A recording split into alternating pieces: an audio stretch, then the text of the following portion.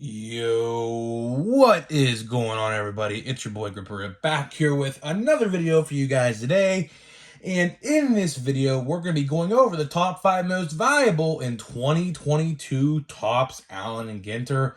This set just came out yesterday, and I'm here to tell you who are the top 5 most valuable, along with some honorable mentions in this set. So if you guys are brand new here, make sure to subscribe if you're brand new. Turn on that bell for every notification as we do go and make a video every single day. And let's try for 100 likes on this video. That would be awesome if we can get 100 likes on this video. One announcement before we get into it. Merch is releasing next week. I got the final approval. I'm just building the website right now to how I want it to look before I release the merch. So it looks like we're going to be releasing the merch on Black Friday weekend or Thanksgiving, depending on if it's done for Thanksgiving, but it'll definitely be done for the day after. So if you guys want a hoodie or a t-shirt, they will be available. And for anyone wondering if I want to make any money off of that, I'm not. I'm literally, however much it costs the company to produce the shirt is what you're going to have to pay. I'm not making any money off this. I just want the logo and my name to get out there on merch. You know, the more advertisement for my channel per se. So if you guys are interested, make sure to keep an eye out next week as they will be available. So keep that in mind. And we got some weekly pickups. This is the third time I've done a weekly pickup this week. That's a good sign because I haven't been finding cards. So what do we got today? We got 4 packs of Allen and Ginter.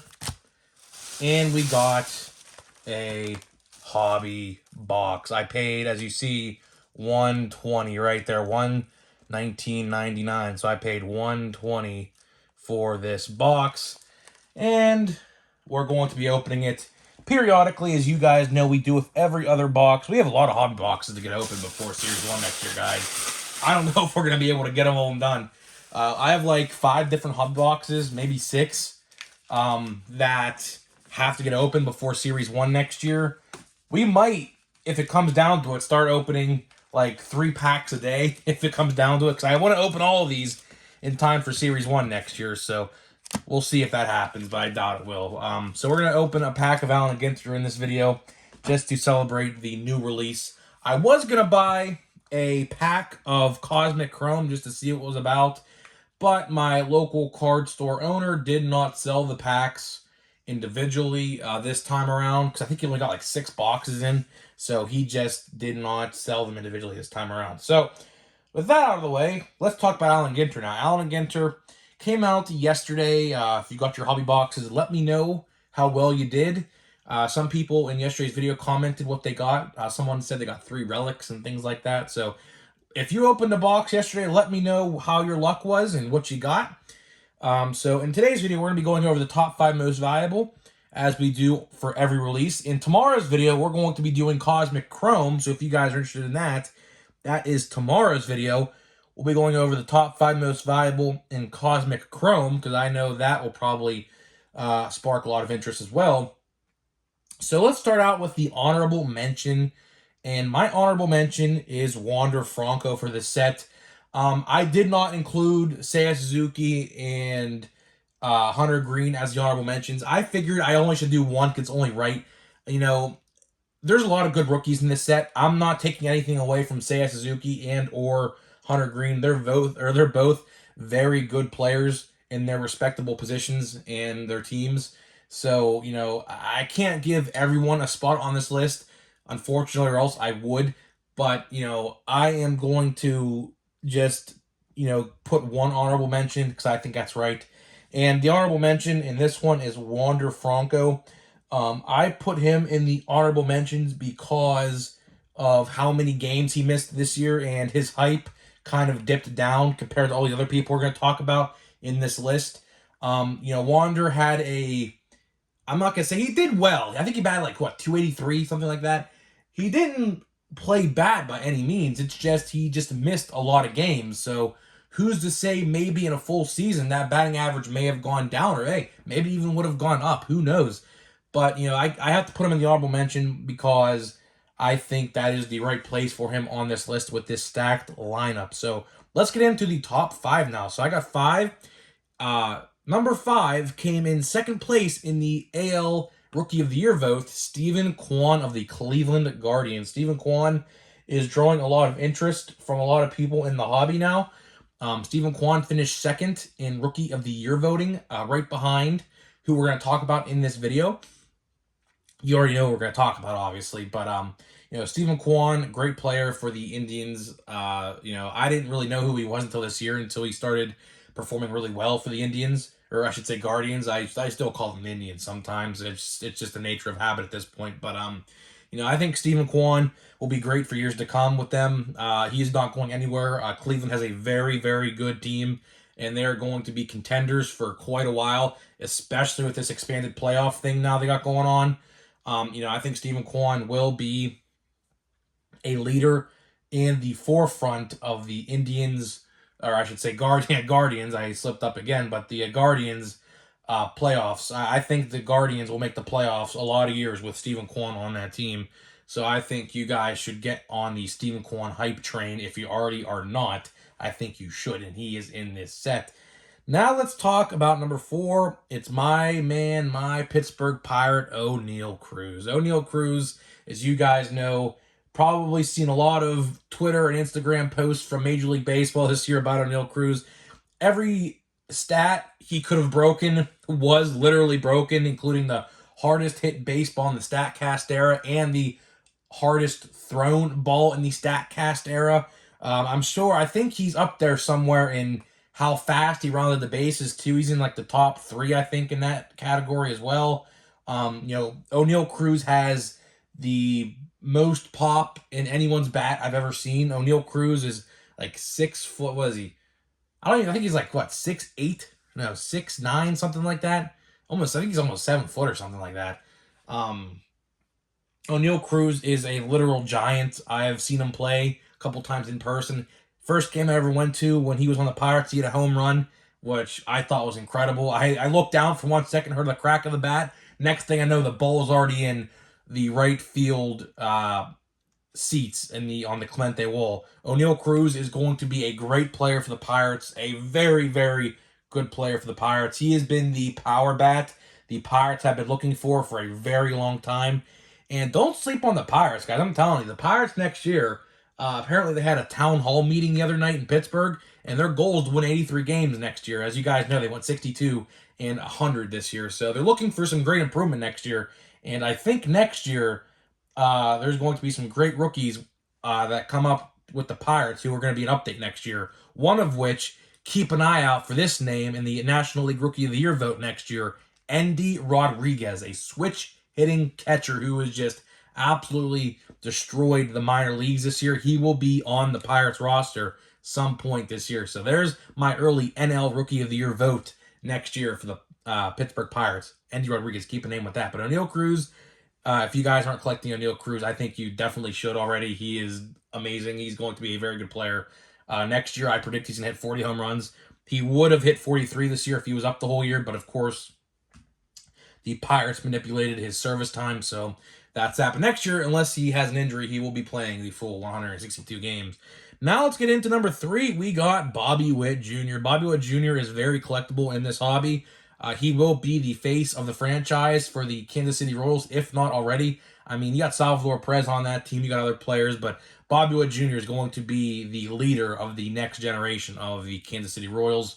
And I think, Bobby Witt Jr. will lead them to a playoff run eventually when their other players from the minors and some trades and some free agent signings can get them to where they need to be in probably just a couple years. They'll probably start being competitive again and probably 2024, I'd like to think. I think Bobby Witt Jr. next year, he hit 20 home runs and stole 20 bases. He wasn't part of the 2020 club this year. And I think next year he will put similar stats up, if not better, just depends. So if you guys aren't collecting Bobby Witt Jr. already, which I don't know why you wouldn't be as well, Bobby Witt Jr., I think, is a very collectible name. Number 2, the World Series and American League Championship Series MVP, Jeremy Pena. Jeremy Pena was not supposed to be this collectible, but after a stellar postseason, and I mean stellar postseason, he was by far the most consistent hitter out of any team in the playoffs this past postseason. You know, hence why he was the championship series MVP and the World Series MVP. Made some great defensive plays in the World Series. Robbing Castellanos of extra bases. I remember that one particular line drive he had to jump really high for. You know, Jeremy Pena, of course, he was Carlos Correa's replacement, and I think the Astros struck gold with Jeremy Pena, as Jeremy Pena is living up to the expectation that he was going to fulfill at that position. Jeremy Pena, like I said, a lot of people did not have him even close to a top 5 most. See, when the update checklist came out, a lot of people, because this was obviously before the postseason started, when update just came out when the postseason was just about to start. No one would have ever thought that, you know, Jeremy Pena would have gotten this high on the list. You know, some people probably have him at 5 or 4, but after the great postseason, and I mean, his, you know, World Series MVP and ALCS MVP, his stock rose significantly in the hobby. You know, but you know, Jeremy Pena speaks for itself. I think he's like 25 years old. He's just as old as Jordan, believe it or not. But you know, he's a little old for being a rookie in this game. But again, when you know some players in the minor leagues can spend up to, like O'Neal Cruz, for example, he spent 7 years in the minor league. So it just all depends, really. And number 1 on this list is no surprise to anybody. It is the Italian sub sandwich. That is right, guys. An Italian sub sandwich is number 1 on this list of top 5 most valuable. I chose this card because, well, I mean, how can you not go wrong with an Italian sub sandwich? You know, I think it's the best sandwich there is out there. You know, but all jokes aside, I had to throw that joke in there. As soon as I saw that Italian sub sandwich was getting a card in this set, I know it was going to be my fake number 1 card. But realistically, you know who number 1 is. It's Julio Rodriguez, the AL National, or the I said AL NL, the American League Rookie of the Year. You know, this wasn't a surprise by anybody. Julio just took the whole baseball world by storm, pretty much from day one. I don't think he performed that well the first month. He got called up in April, but since then, I mean, he was a great player. He led the Mariners to their first postseason appearance since 2001. So he ended that drought over in Seattle, and the Mariners are going to be very good for a very long time. The Mariners, on paper, could have one of the best pitching staffs in the entire league next year. Just depends on, maybe they'll pick up somebody, but their rotation looks pretty good, and their batting order looks pretty good as well. They almost, if you guys remember, they almost beat the Astros all 3 of those games. You know, in the the AL Divisional Series, they played very competitively with the Astros. That including that one, 15-inning game, I think it was, something like that. So, you know, Julio is going to be a very good player. He's so good they already extended him to a multi-year, multi-million-dollar contract. So that should just explain to you how the Seattle Mariners think of Julio Rodriguez. So, guys, with that being said, let's get this pack of Allen and Ginter open to celebrate the release. Let me know your top 5 of this set. I'd like to know what you guys think of this set. And if you want, you could even include celebrities in this set, which I didn't. The celebrity checklist for Allen and Ginter, this is a side note, the celebrity checklist for Allen and Ginter is not good. I mean, it's not good. There's one person I recognize on the list, and it's Charlie Sheen. You know, the guy who played in Big League. If you don't know who that movie is, great movie. There's a couple of them.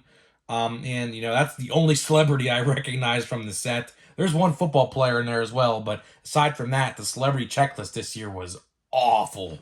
Awful. But, hey, if you want to include celebrities in your top 5, you're more than welcome to do so. I did not because I didn't think it was needed. Like I said, if the celebrity checklist was better, typically in years past, celebrity cards do really well on the secondary market, but this checklist was just not good. I was expecting more like singers and more, more pop culture references, but it was just people I never even heard of before, if I'm going to be honest, besides Charlie Sheen. That was it. But here we go. Jaron Duran, first card out of the gate. We got Lance McCullers Jr., who got shelled in the World Series because he was tipping his pitches. We got Aaron Nola, who pitched decent in the World Series, and thinking, yeah, Thurman Munson. We got, let's see, we got next. We got, see, like this right here. I'm sorry to whoever Brownwell is, but I legit have no idea who you are. Let's see who she is. Kate Brownwell, founder and CEO of Results Based Fitness. So she's a fitness somebody. I have no idea who she is. You know, there's a rumor going around that in order to get a celebrity card in this set, it's like a fundraiser. It's like you have to bid, like on eBay, you have to bid. I was just joking around with my brother. I was like, how about if we fund enough money to get me a card on Allen and Ginter next year? Oh, that would go wild. That would go wild. We have Ty France. Oh, here we go. I didn't even see what this card is. We got Ketel Marte. And this is the card I was looking at. Oh, this is cool. 1966 banner season. NL MVP Roberto Clemente. That is definitely going in the PC. That is a really, really cool insert. Yeah, this is considered an insert in this set. That is really, really cool. Yeah, so luckily we only got one celebrity card in that box or in that pack. I'm expecting to get a lot more as we eventually get the box opened of Allen and Ginter. I'm expecting a lot of celebrities, a lot of trees, a lot of sub sandwiches, different types of bread. That's what the insert set for that is. But guys, that being said, to wrap up this video, let me know what your top 5 most valuable for 2022 Topps Allen and Ginter is, and I'll see you guys in the next video.